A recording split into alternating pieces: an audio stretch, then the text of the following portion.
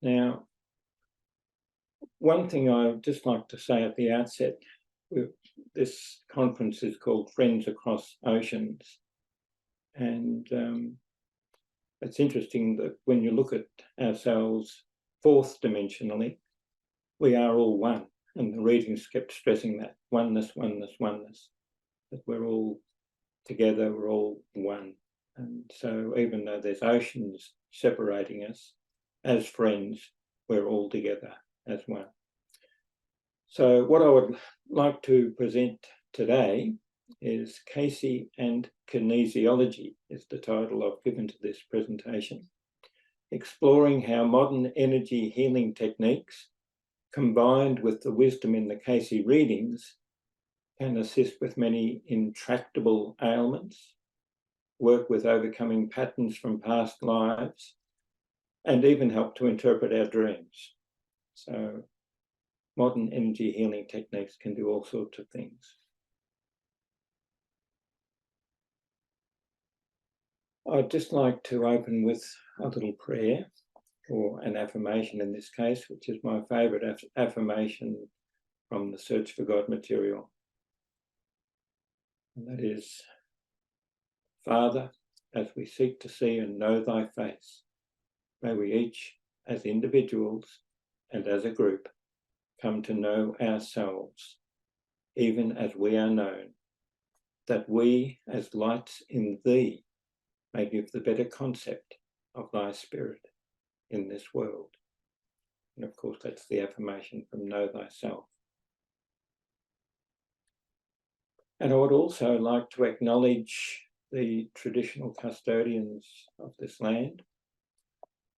I would like to acknowledge and extend my appreciation for the Dja Dja Wurrung people, the traditional custodians of the land that I am speaking with you from today. I pay my respects to leaders and elders, past, present, and emerging, for they hold the memories, the traditions, the culture, and the hopes of all Dja Dja Wurrung people. I express my gratitude in the sharing of this land, my sorrow for the personal, spiritual, and cultural costs of that sharing, and hope that we may move forward together in harmony and in a spirit of healing.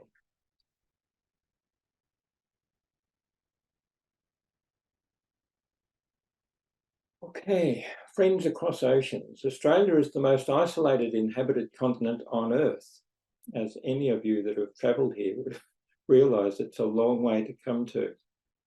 We're surrounded by vast oceans, which not only make it very difficult and expensive to travel here, but also similar issues arise for Australians wishing to travel to Europe or the US, as we've found going to Congress. It's a long, long journey. In the late 1970s, the Australian A.R.E. contact Shirley Malcolm used to comment, Virginia Beach, the A.R.E., has no idea what we do here in Australia. And I'm glad they don't. She didn't want their help because they didn't understand Australian culture, especially our sense of humour. And they expected us to follow their guidelines for our activities and groups. We had our own ideas on how to present the work of Edgar Cayce. But I think she did say that a bit tongue-in-cheek, because we certainly did interact with Virginia Beach a lot. And of course now, with conferences and seminars being streamed live around the globe, we are truly part of the worldwide Cayce community, not so isolated anymore. Although there had been some awareness of Edgar Cayce earlier, activities such as study groups and seminars really flourished here in the 1970s under the leadership of Ralph and Shirley Malcolm. When I joined a study group in 1978, over 45 years ago, there were more than 25 active groups across the country. Retreats and seminars were well attended, and a tour group was about to travel to Virginia Beach. Since then, interest has gradually waned, and now we have just 2 active groups meeting weekly via Zoom. Now, one of those groups has been going for almost 30 years. First of all, face-to-face, then via Skype when one of the members went home back to, or first went to the US and then went home back to Scotland, and now on Zoom. So we've been using Skype and Zoom for a long, long time before it was forced onto everyone else. Nearly 30 years we've been meeting for. And the other group, some of whom are with us tonight, have been meeting for about 2.5 years on Zoom because they're in various states of Australia. Our current activities here in Australia include the Glad Helpers Down Under prayer group, which has been going continuously since the mid-1970s. We produce a quarterly newsletter, Southern Lights, and we've just sent out our 36th issue of that, all sent online. We have a Facebook page with captioned photos that goes out 5 times a week, and on Friday, that's Monday to Friday, and on Friday there's an expanded caption which goes a bit further in depth of what that caption came, the reading that caption came from. We have our own website, and on the 18th of March earlier this year, we put together a Zoom seminar called Inner Life Guidance, which was basically about dreams, intuition, deja vu, synchronicity, those sorts of guidance that we get. That was a one-day seminar, and we really enjoyed putting that together. The members of our group have now reached the same age that our mentors were when they handed over the reins to us in the mid-1990s. Where are the younger Cayce enthusiasts who will carry on the work here? Our group is planning to offer more Zoom seminars, but half day only rather than full day as previously, with just 2 or 3 presenters rather than the 4 that we had back in March. We will continue to focus on the prayer group and study groups and work with sharing ideas and activities with Cayce groups in other countries, perhaps to establish sister groups in other parts of this globe. One very important consideration is to always acknowledge the unseen forces, the unseen influences, as Cayce called them, and which our group called the Adjustment Bureau after a particular movie that came out many years ago, who are working with us to guide and support all of our activities. We are not doing any of this work by ourselves. We're guided and supported by the Adjustment Bureau, as we call them, and everyone else that's in this work. And I would like to dedicate this presentation to the memory of my beautiful wife, Maria, who died suddenly and unexpectedly 2 days after the first annual International Cayce Conference 2 years ago.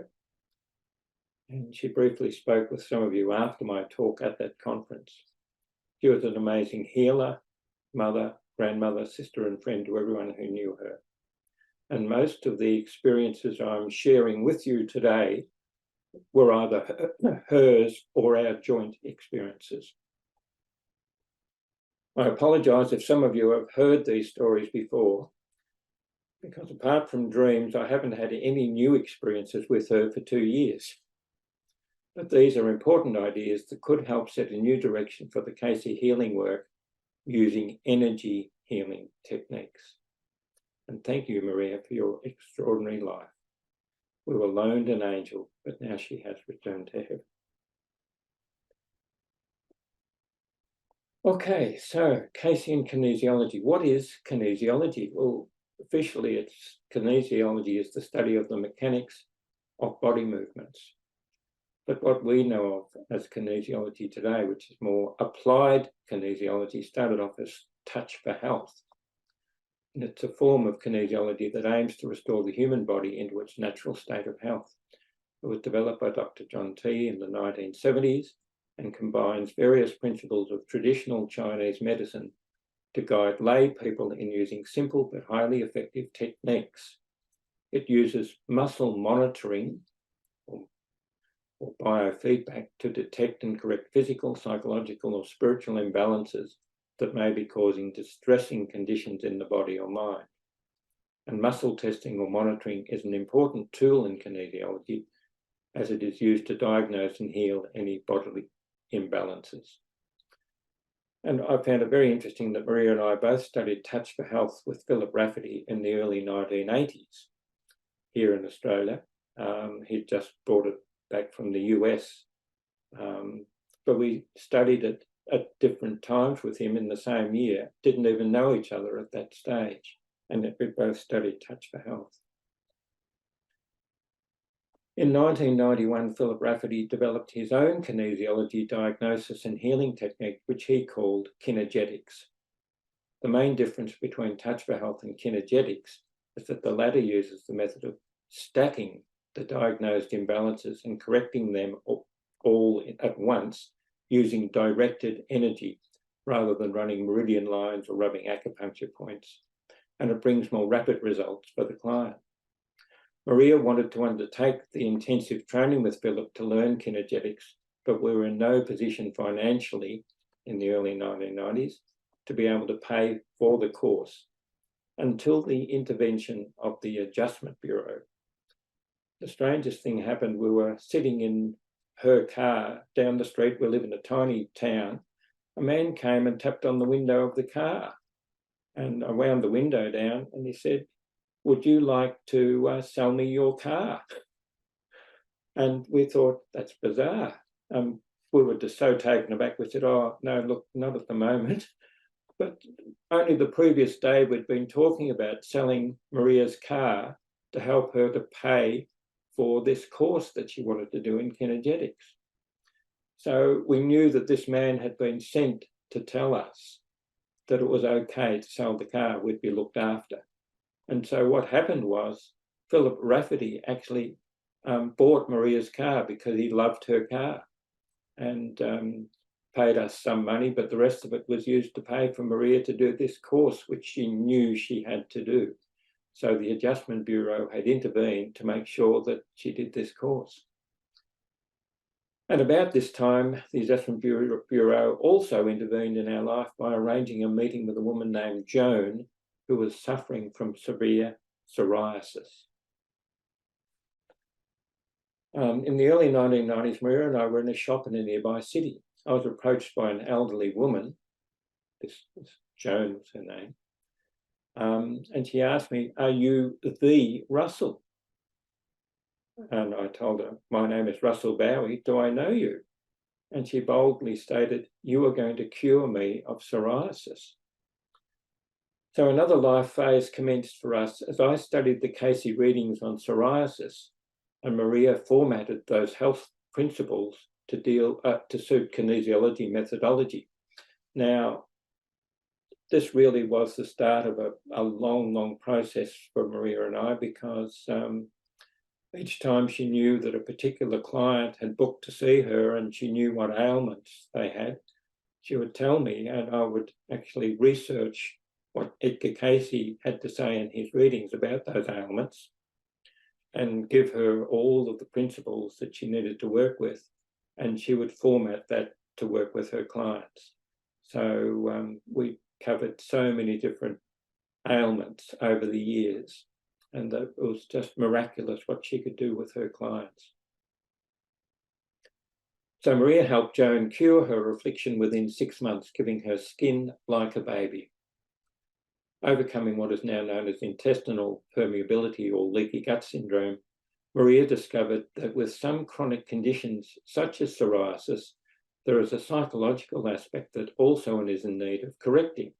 In Joan's case, it was deep-seated resentment towards her sister that was literally eating away at her gut. So Maria was able to use her muscle testing to check to see where some of these issues were, and uncovered that it was her sister that was the issue for Joan. And luckily, Joan was able to reconcile with her sister and ended up with skin like a baby.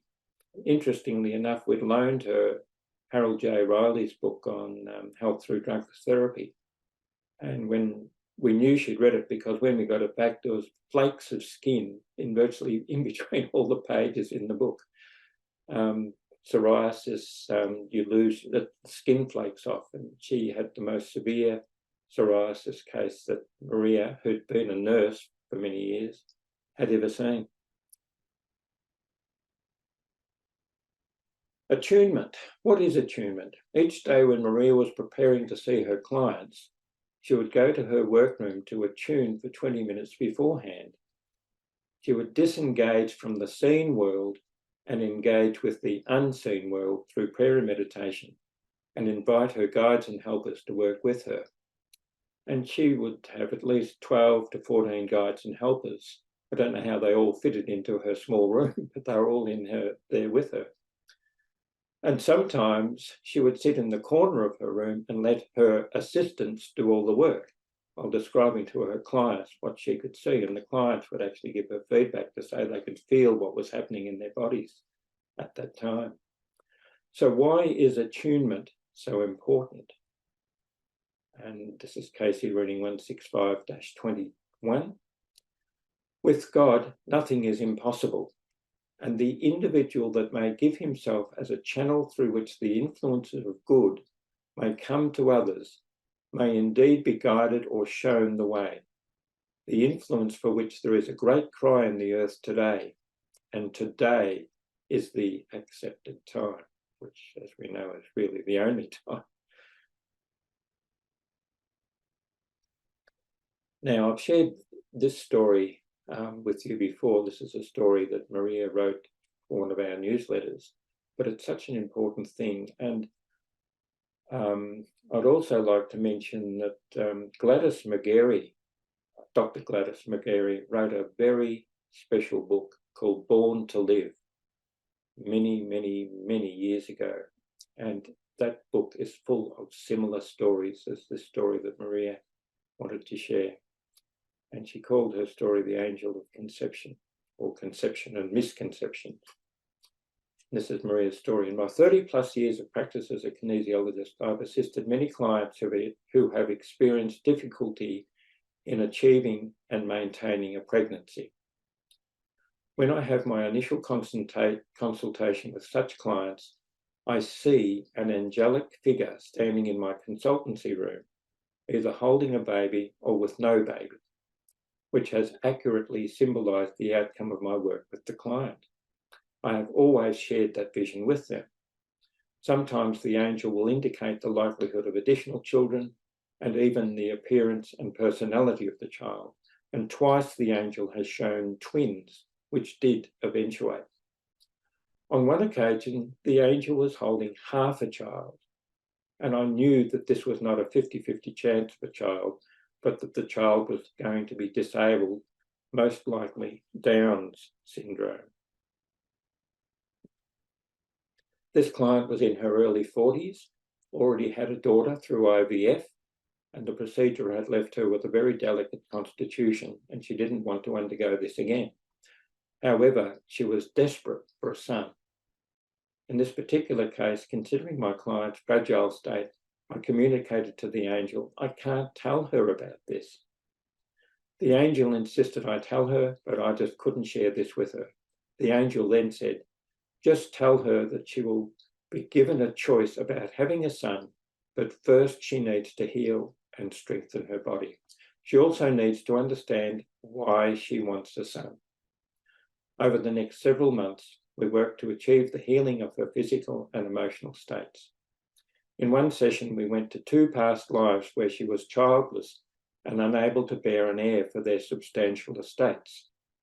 She acknowledged then that her need for a son in this life was due to her husband being the last carrier of the family name. So the same life pattern was being repeated. Over time, her health improved, and I didn't hear from her for about 6 months.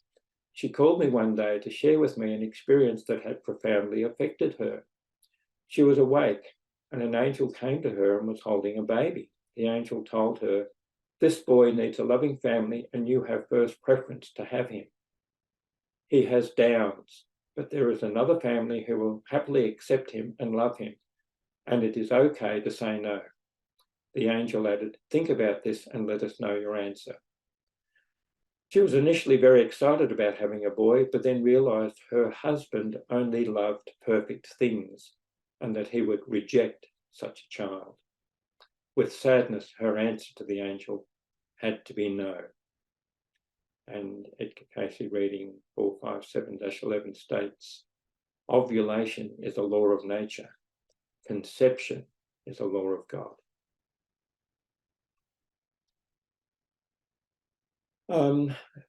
Possession is a very touchy subject, but my wife, Maria, worked with clients that were overshadowed so often and had to remove attached entities so often to help in the healing process. And she could do this remotely or with the client in her room.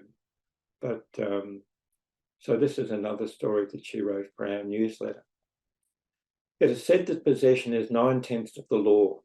However, in my practice as a kinesiologist, I would estimate that 9/10 of my more recent clients have presented with some degree of possession at some time. Possession, in my experience, ranges from a minor influence or overshadowing to almost total control by multiple discarnate entities. The circulating file on possession, available online for A.R.E. members, describes 4 different kinds or categories of possession, summarised as follows.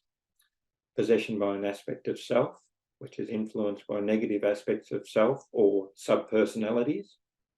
Possession by incarnates, or influenced by living people to whom we have relinquished control of our lives.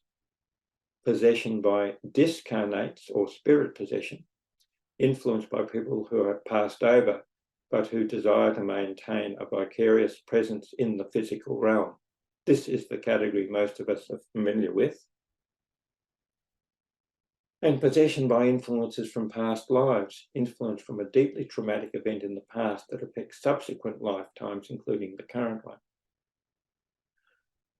I have found that there are many conditions and actions that can make us susceptible to possession, including drug taking, both recreational and prescription, as well as alcohol, anesthesia, shock, severe trauma or injury. And all of my recent clients with PTSD, post-traumatic stress disorder, have been possessed by discarnate entities or other influences. And we always found this interesting because in Virginia Beach, there's a very strong military presence and a lot of military personnel come to A.R.E. I'm sure that many of them would be suffering from PTSD. And I think Maria's work with her PTSD clients would have been so important to help some of the people in Virginia Beach. But anyhow, that never came to be. Also, certain conditions that induce seizures, such as epilepsy, open us to possession. In fact, the most severe case of possession I have seen was a female client who had been an epileptic for over 30 years. I had to remove 13 entities from this woman who were so attached that they were physically hurting her and causing severe anxiety and stress and telling her to do all manner of nasty things. Symptoms of possession can involve a feeling of not being oneself, being out of control or obsessed, thoughts or even inner voices that are not usual for you, or unexplained feelings of depression or anxiety. I always knew if I'd been overshadowed or had an entity attached because I would shiver and involuntarily, and I'd think, oh, it's not cold. There's no physical reason for me to have shivered. I must have picked up an entity, and then I would ask Maria to clear it for me. One issue in most of the clients who present with symptoms of possession is an incoordination between the cerebrospinal and sympathetic nervous systems, which relate to the conscious mind and subconscious mind, respectively. Thankfully, the rebalancing of the nervous system incoordination combined with the clearing of the attached entity or influence can have a remarkably positive effect on my clients' lives. In the case of the epileptic woman, her changes were profound and she actually got her life back. In reading 1183-3, a 56-year-old woman asked Edgar Cayce about her alcoholic husband. What causes him to lose control of himself? Answer, possession. This is my story that added to Maria's. Maria described the symptoms of possession and ways to recognise the possibility of an external influence overshadowing your normal personality. Another way that we can be shown that discarnates have taken up residence is through our dreams. Our higher levels of consciousness are aware of all our experiences, conscious and unconscious, and can alert us when there are any conditions at any level of our being which can negatively affect our lives. This is my dream. I had this back in 2016. I went to the back of our house and, to my surprise, discovered 3 squatters living there. They had made themselves so much at home that they had hung their own pictures on the walls, including a large printed glass panel that looked like a glass door from an entry into a part of a hospital. I told the closest squatter that they had to leave. However, he defiantly told me that they were staying put and did not want to go, and arrogantly told me I could not make them leave.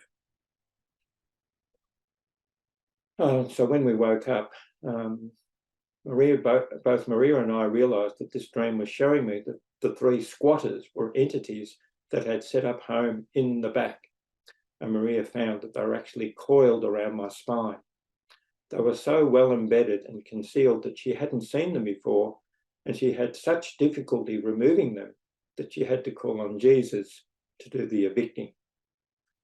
The symbol of the hospital door showed me that the entities had entered when I was in hospital in November 2016, severely ill with pneumonia. Prior to this dream, I had been complaining about feeling very old and not quite my normal self, but believed that this was due to the slow recovery from my severe illness.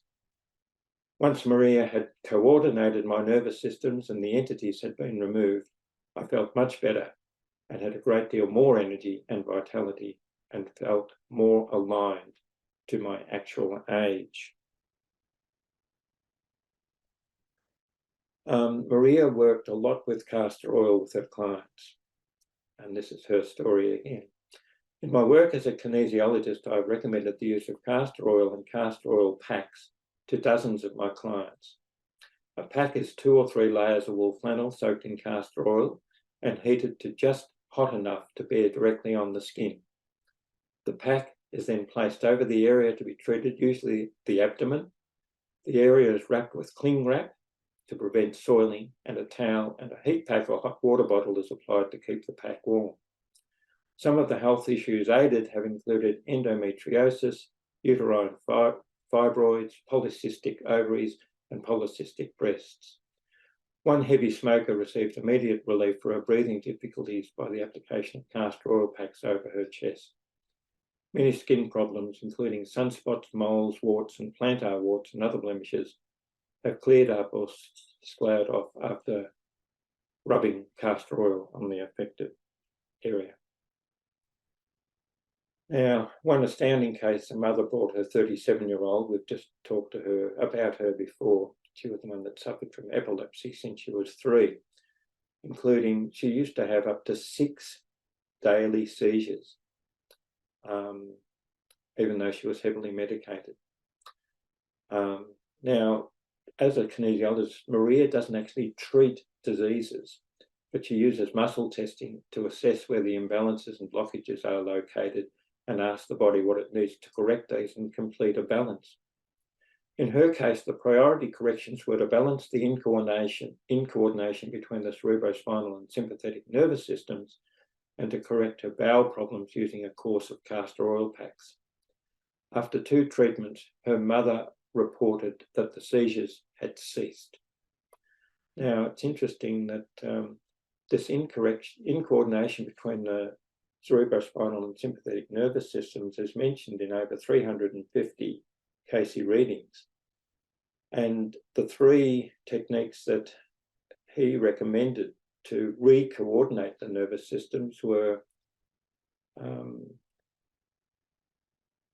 a particular spinal massage using a circular method up the spine, holding different points on the body, almost like an osteopathic treatment, and also passion flower.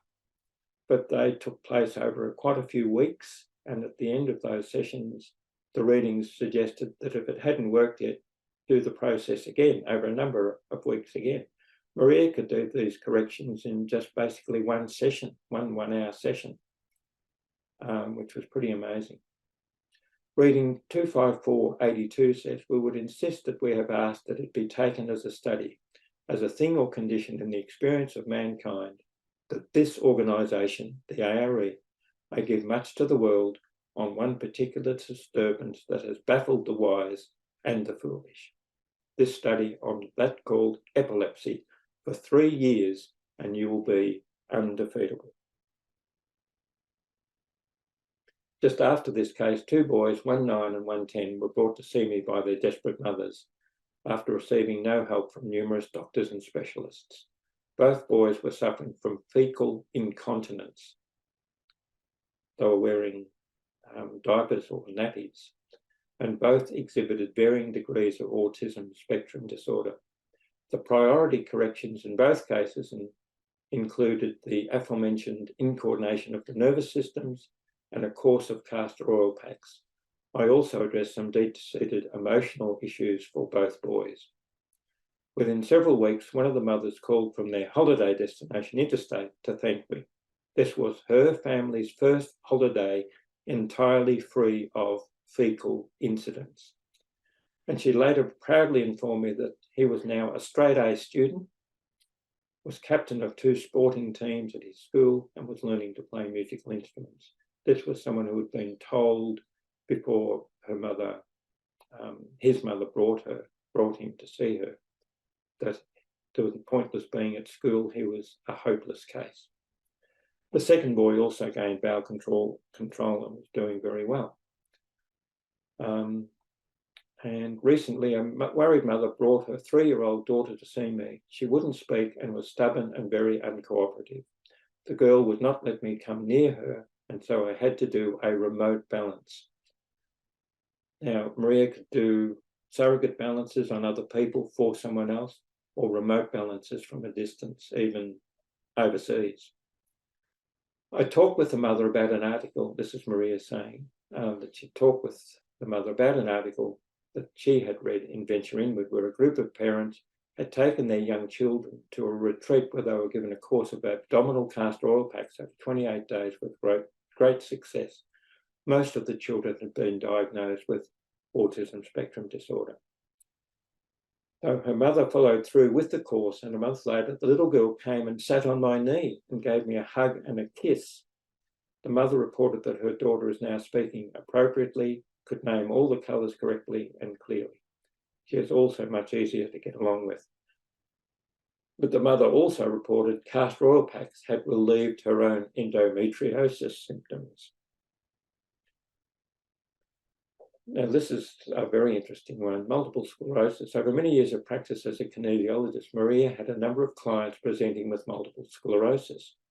Most had very deep-seated emotional and spiritual issues that needed to be resolved, but because the Cayce reading suggested that an inability for the body to absorb gold into the system led to a breakdown in the myelin sheath around the nerve endings, Maria, would also muscle test to see where the vibration of gold, sending her energy through a small gold nugget, was needed. So she would just actually send the energy through a gold nugget. The client would start to improve, but then for most of them, they would stop coming to see her. And Maria realised that some of these clients were going through a crisis, wanting to be healed of this condition, very debilitating condition, but also craving the attention it gave them, which would be lost if they were cured. And because they stopped the treatments, she couldn't address that issue for them. This was a work in progress that never got too far. On-a-row kinesiology, or OK. Every morning, Maria and I would discuss any dreams that we may have had and try to interpret them. We would usually have a lot of success in working out the message. 2 heads are better than 1. Occasionally, we would be baffled, and Maria would use muscle testing to ask questions about the dream. For example, is this dream literal or symbolic? Is the dream solving a problem, or compensatory, or fear or desire produced? Is it a health dream, or a play on words or pun. By using this simple technique, which we called kinesiology from oneirology, the study of dreams, we often came up with surprising answers. We were going to offer this dream interpretation technique as a course for kinesiologists or anyone else who has learned muscle testing, but first COVID and then Maria's sudden death prevented us from being able to further develop this idea. And I'd just like to quickly share one dream that she had, which was a wonderful pun. She was out the back of our house, which is next to a railway line, with large trees out there, and she was at night firing a gun at the headlight of an approaching train. But she stopped doing it because she was worried that someone might be hurt. That was the dream. Now, it turned out that it was a pun because when you hide behind a tree and fire a gun, you're a sniper. But sniping is also talking about people behind their back. So I said, have you been anywhere recently where you were talking about someone behind their back? And she said, well, the night I had the dream, she'd been to a meeting where a woman that was normally present was absent from the meeting. So what did everyone do? They talked about this woman in fairly negative terms about behind her back. They were sniping. And the dream was showing Maria that sniping can be dangerous. So, and just, I think this is just the one last thing I wanted to share. In the late 1980s, Maria and I attended a workshop presented by Cayce, a kinesiologist, on the use of magnetic beads for healing. He asked for a volunteer from the attendees, anyone with a physical condition they wanted cleared, and a man with severe scoliosis came out the front. He actually took his shirt off and showed everyone. His spine was S-shaped. I've never seen anything like it. Cayce muscle tested this man and one by one placed magnetic beads around his wrists and neck just by asking the strength of the beads and which wrist or how many around the neck. And this man ended up wearing dozens of necklaces and bracelets. And Cayce told him to sleep overnight with them on. At the workshop the following morning, Cayce took all the magnets off and asked this man to show his back to the room. His spine was now almost straight. And a woman sitting near us who worked for a chiropractor was amazed. She had never seen changes like that before, and overnight, just from applying magnets to a body. So it just shows what energy healing can do. And Maria had I mentioned before that Maria doesn't necessarily need to have didn't need a client to be with her. She could do remote healing, remote balancing. And she had a client ring up one time from China. And this woman had booked a tour and she said, I'm lying on my hotel room bed.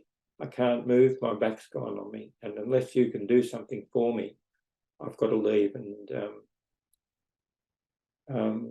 catch the next flight back to Australia. So Maria did a remote balance on this lady. And 2 hours later, the lady phoned back and she just said to her, I don't know what you did, you witch, but my spine, my back is fine and I'm able to go on the tour. So it just goes to show that energy is not restricted to time or space. It's just amazing. And Maria even did a little bit of retrospective healing where you could heal things that have actually happened in the past to make them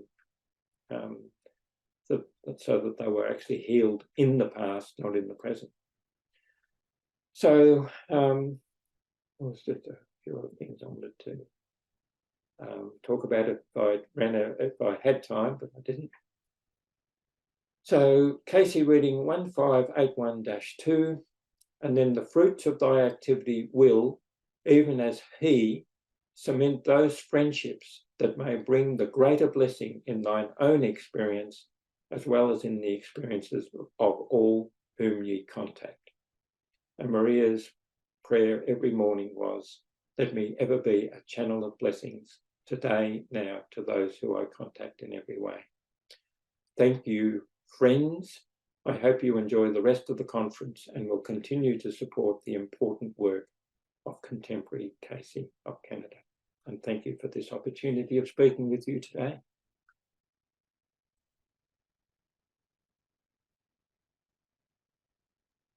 Thank you so much, Russell. Thank you, thank you, thank you. Thank you. Are there any questions for Russell?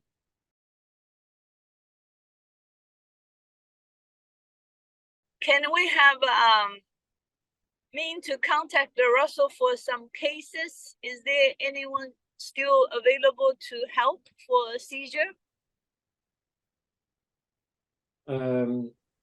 Look, I'm not sure if there's any other kinesiologists that would know exactly what. I'll use the same techniques to balance out the incoordination between the cerebrospinal and sympathetic nervous systems.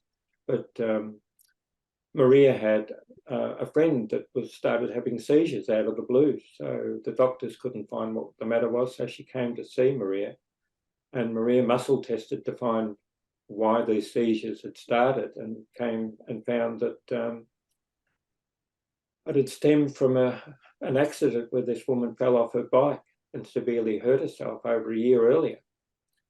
And of course, when she tested, she found that there was an incoordination between the nervous systems. So she corrected that incoordination, and the woman had no more seizures. But once again, the doctors had no idea why these seizures had started.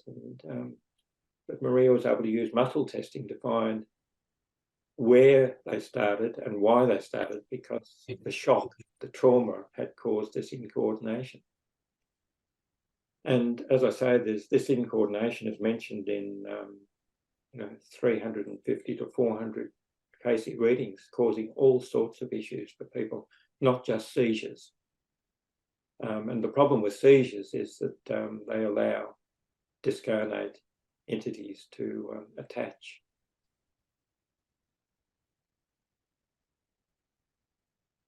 There's another question in the chat. What about demonic possession?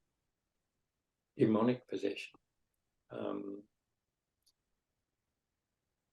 Well, I think that for Maria, a lot of the people that she treated,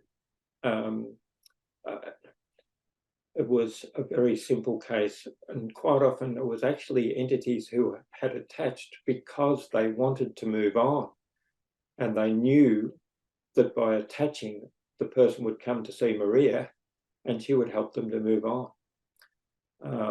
So they weren't necessarily demonic or nasty in any way. But sometimes, as I said, Maria struggled to get rid of them, and she had to call on Jesus to help her to rid the body of them. And she could always tell the difference between just a guide or someone, a helper, and also the whether they were actually not there for the benefit of the person. So, but what she used to do, and this was her technique, was she would visualize a very fine net of either gold, silver, or white material. And she would visualize that starting at the feet of her client and then being drawn up through the client and then closed and lifted up above the top of the head, closed off, to draw out anything that wasn't meant to be in the client. And that would get rid of 99% of attached entities by just visualizing that technique of drawing this net through the client. And then she would watch to see where this entity would go, and there was particular directions it would go, and she would knew that it was either staying put on earth or it was actually heading towards the light, because that's what she was trying to do, was to help entities. And sometimes they would actually do things in the physical environment to let them know that they were around and that they needed help to move on. without becoming attached to anyone.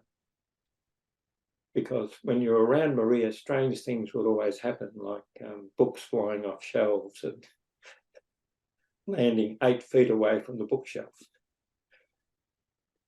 just to get our attention.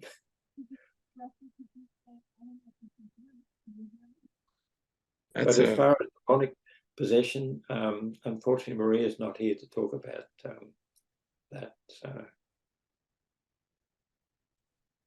That's a great technique that you just described. Another question is this type of kinesiology still taught?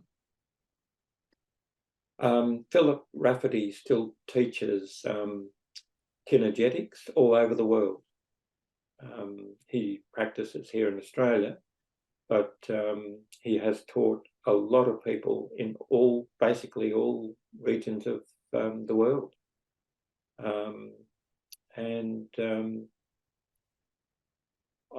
Unfortunately, I think that Maria used the word kinesiology rather loosely, just to be able to tell people what she did, because I think what she did was a little bit deeper than regular kinesiology. She might have used muscle testing, but she used her connection with the spirit world to do a lot of the healing work, which some straight kinesiologists may not necessarily work with. Another question. Please, can you describe more on how the castor packs are used on children with ASD? Well, look, there was a fantastic article that Maria mentioned in her story that was in Venture Inward many, many years ago about this group of children. And the whole idea is that a lot of problems within people, including this incoordination between the nervous systems, because part of it has to do with the gut brain. That's the autonomic nervous system, the parasympathetic, sympathetic nervous system comes from the gut brain. So putting castor oil packs over the abdomen not only assists in that incoordination, but a lot of autism spectrum disorder stems from bowel problems and issues within this nervous system. So putting a series of packs over 28 days is what the article talked about on young children. Be very careful with the heat though, because young children have more sensitive skin than us. You can't have the packs too hot. But over 28 days, what that article talked about was that the autism spectrum disorder cleared up for a lot of those children just by putting castor oil packs on for 28 days. Amazing. Another question. Can you say more about the magnetic beads?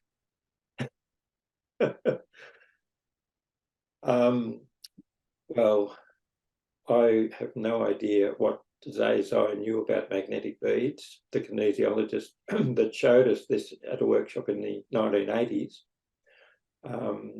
But Maria actually never went and purchased any of those beads because she had other healing techniques. And because I'm not a kinesiologist, I might have done Touch for Health in early 1990s, but I haven't practiced it since. But it gave me an understanding about all of this. So I'm afraid you really need to talk to someone who is familiar with using magnetic beads to do healing work, and I'm sure there's people around that do that. But I just put that in as an interesting aside to say, well, this is what can happen with energy healing. It can actually, change the body overnight. Fantastic. Another question. Were the castor oil packs for the autistic children done every day for 28 days straight, or Yes. 3 days on, 4 days off? Every day for 28 days. That's my recollection, was 28 days straight. But if you can find that old copy of Venture Inward, and I'm sure there's a way of going online and typing in about the 28-day course for children with autism spectrum disorder, that you'll find that